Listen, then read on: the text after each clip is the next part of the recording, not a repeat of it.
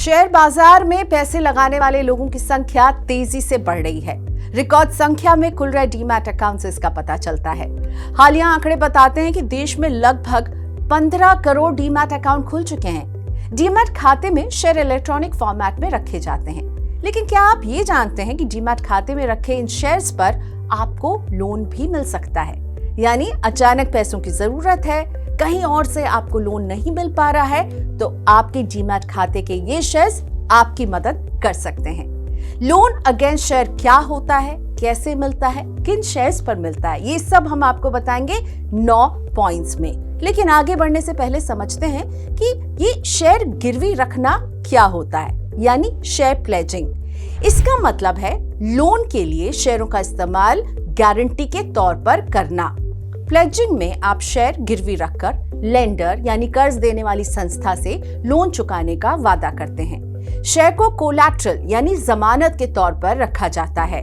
Share गिरवी होने के बावजूद मालिकाना हक आपके पास ही रहता है। इसे डिविडेंड और वोटिंग करने के अधिकार आपके बने रहते हैं। हालांकि लोन चुकाने से पहले आप अपनी मर्जी से शेयर बेच नहीं सकते हैं। तो डीमैट खाते से शेयर गिरवी रखते वक्त आपको किन 9 बातों के बारे में जानना चाहिए? पहला, आप सिर्फ लिस्टेड कंपनी के शेयरों पर ही लोन ले सकते हैं। ऐसी कंपनियां जिन्हें स्टॉक एक्सचेंज से प्रतिबंधित या डीलिस्ट किया गया है, उन शेयरों को गिरवी नहीं रख पाएंगे। दूसरी बात, आप चाहे तो सभी शेयर गिरवी रख सकते हैं या जितने पैसों की जरूरत है उतने शेयर लोन के लिए गारंटी के तौर पर रख सकते हैं। थोड़े पैसों की जरूरत होने पर अपनी होल्डिंग के एक हिस्से से आप लोन ले सकते हैं। शेयर गिरवी रखने से पहले अपने पैसों की जरूरत का आकलन कर लें और उसी के मुताबिक लोन लें। तीसरी बात, शेयर को गिरवी रख लोन लेना लोन अगेंस्ट सिक्योरिटी के अंदर आता है। शेयर गिरवी रखने पर लीन, जो एक तरह का एग्रीमेंट तैयार होता है, ये बैंक या एनबीएफसी जैसी कर्ज देने वाली एंटिटी को लोन चुकता होने तक शेयर पर पोजेशन यानी कब्जे का अधिकार देता है। लोन चुकाने के बाद ही आप शेयर बेच सकते हैं। अगली बात, लोन की रकम और ब्याज समय पर चुकाते रहना बहुत जरूरी है। अगर आप तय समय में लोन नहीं भर पाते हैं तो लेंडर यानी बैंक आपके शेयर बेचकर बकाया रकम की वसूली कर सकता है। इसी तरह ब्याज चुकाने में देरी पर पेनल्टी लगाई जा सकती है। लोन अगेंस्ट शेयर एक सिक्योर्ड लोन है। इसमें शेयर्स की बैकिंग रहती है और यही वजह है कि इसकी ब्याज दर पर्सनल लोन जैसे अनसिक्योर्ड लोन से कम होती है। उदाहरण के लिए एक्सिस बैंक के रेट्स पर नजर डालिए। Loan against security digital format में अगर ले रहे हैं आप, तो आपको 9.99% का ब्याज देना है। फिजिकल में यही ब्याज दर करीब 11.5 से 14.25% के बीच में है और आईसीआईसीआई बैंक के लोन अगेंस्ट सिक्योरिटी की ब्याज दर 8.5% से 19.5% है। अलग अलग बैंक अलग अलग ब्याज दर चार्ज करते हैं। ब्याज दर के अलावा प्रोसेसिंग फीस समेत अन्य चार्जेस भी आपसे लिए जाएंगे। छठी बात, लोन अगेंस्ट शेयर अक्सर ओवरड्राफ्ट फैसिलिटी के तौर पर मिलता है।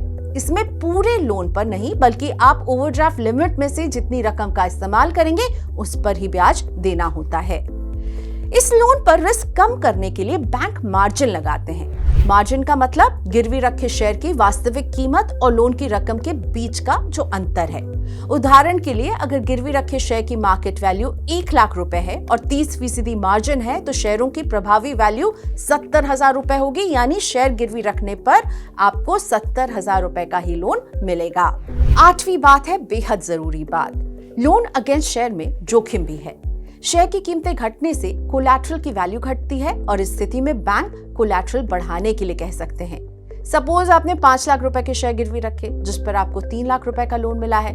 गिरवी रखे शेयरों की कीमत अगर गिरती है तो बैंक आपसे कोलैटरल वैल्यू बढ़ाने के लिए कह सकता है। लेंडर की इजाजत से गिरवी रखे शेयरों की ट्रेडिंग और ट्रांसफर हो सकते हैं।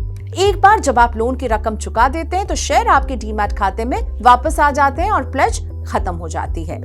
लोन अगेंस्ट सिक्योरिटी के तहत सिर्फ शेयर ही नहीं बल्कि डीमैट फॉर्म में रखे debenture, bond, exchange traded fund और म्यूचुअल फंड की यूनिट्स पर भी लोन लिया जा सकता है। आप ब्रोकरेज ऐप या बैंक से बात करके लोन के लिए अप्लाई कर सकते हैं। बस सीडीएसएल और एनएसडीएल जैसे डिपॉजिटरी से प्लेजिंग रिक्वेस्ट को ऑथराइज करवाना होता है, जिसके बाद लोन अप्रूव हो जाएगा।